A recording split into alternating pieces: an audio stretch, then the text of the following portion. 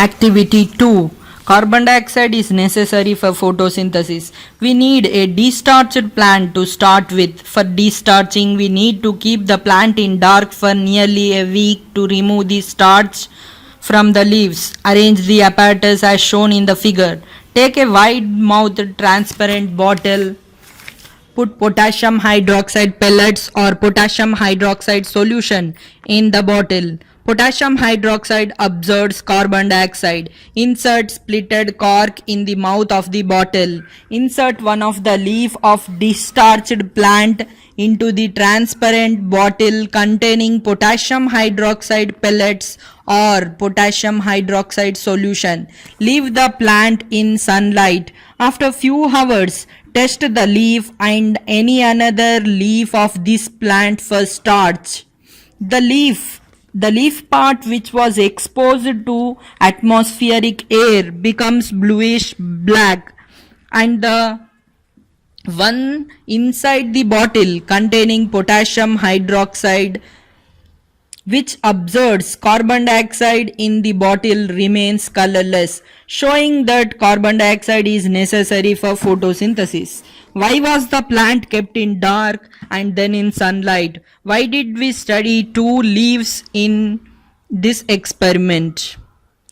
We have so far discussed the role of water and gases in the process of photosynthesis. Scientists who have been working on these lines had observed some other factors that affect the process of photosynthesis: light and photosynthesis.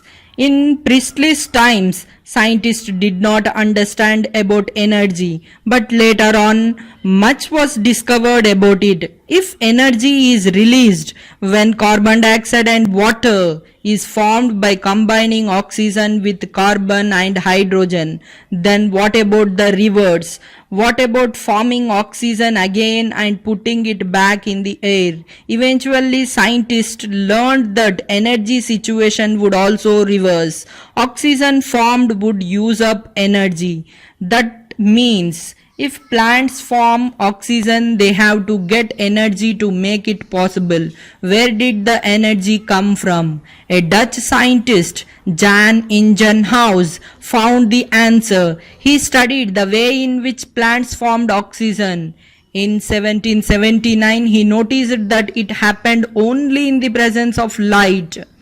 In an experiment with aquatic plant Hydrilla, he observed that in bright sunlight, small bubbles formed around the green parts, while in dark they did not form. He also found that the gas present in the bubbles was oxygen. It was further confirmed when Engelmann in the early 20th century ingeniously detected the point of maximum rate of photosynthesis. He used a strand of algae and exposed it to different colors of light. Then he used oxygen sensitive bacteria and found that they crowded around areas illuminated with red and blue rays of light. This led to more studies on effect of light on photosynthesis, the role of different colored compounds called pigments in plants, and the utilization of the light energy. Lab activity. Oxygen is produced during photosynthesis in the presence of light. Arrange the apparatus as shown in the figure. Make two identical sets. Place some water plant like Aldea or Hydrilla in a short stemmed funnel and keep it in a beaker. Then pour the water in the beaker. Invert a test tube full of water over the stem of the funnel. Ensure that the level of water in the beaker is above the level of the stem of inverted funnel. Place one apparatus in the sun and the other apparatus in the dark for at least 2 to 3 hours. You would see that in place of water there is air that fills in the setup kept in sun. It is actually a gas that will be collected in the test tube. Observe the other setup kept in the dark. Is there any difference in the amount of the gas collected? Test the gas in the test tube by inserting a glowing matchstick or incense stick, which would burst into flames. This shows the presence of oxygen. What precautions do you need while removing the test tube from the beaker? Activity 3. Sunlight is necessary to form starch in green plants. Take a potted plant with destarched leaves. Remember the process of destarching leaves mentioned in the activity 1. Cover one of its leaves with black paper on which a design is cut. Fix the paper on the leaf in such a manner that light does not enter the dark part. Place the spotted plant in sunlight. After few hours of exposure to bright sunlight, test the leaf which is covered by the black paper for the presence of starch. Which part of the leaf turns blue-black? What about the remaining part? Observe the color of the leaf stained with iodine. Can you tell why it is stained differently? It will be observed that only the parts of the leaf which could get light through the cut out design turns blue-black, showing the presence of starch. Chlorophyll and photosynthesis. Ingenhousz wanted to find out more about photosynthesis and carried out several other experiments. He proposed that only green plant parts could carry out the process of photosynthesis. What about plants having colored leaves? How is it that new leaves which look dark red in color in several plants turn green? Do plants having reddish or yellowish leaves also carry out photosynthesis? What made plants carry out photosynthesis while even green colored animals could not? Questions like this remained challenges until scientists could isolate the green colored substances from the plant parts and study its nature.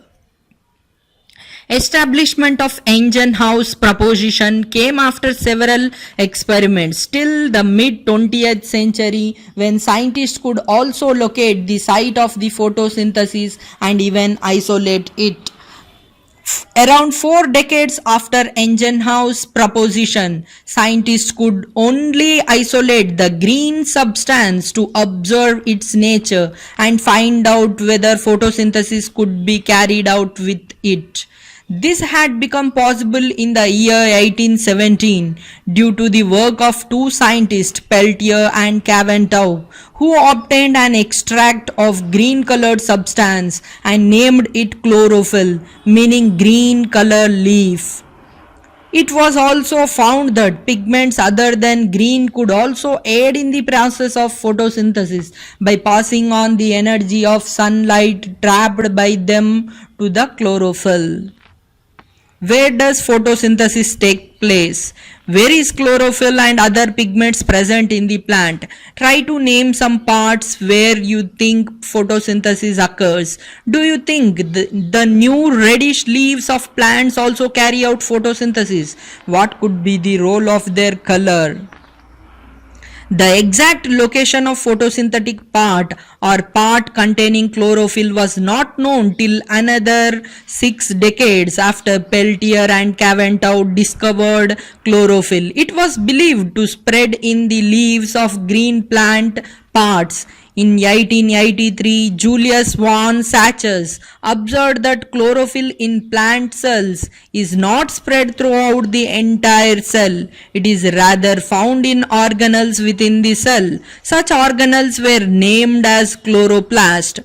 These are present in large number in the cells of parts like stomatal guard cells and ground tissues of the plants.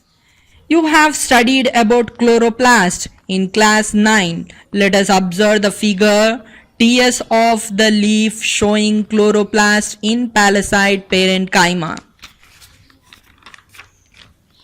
What makes chloroplast appear completely different from other cell organelles? Do you know?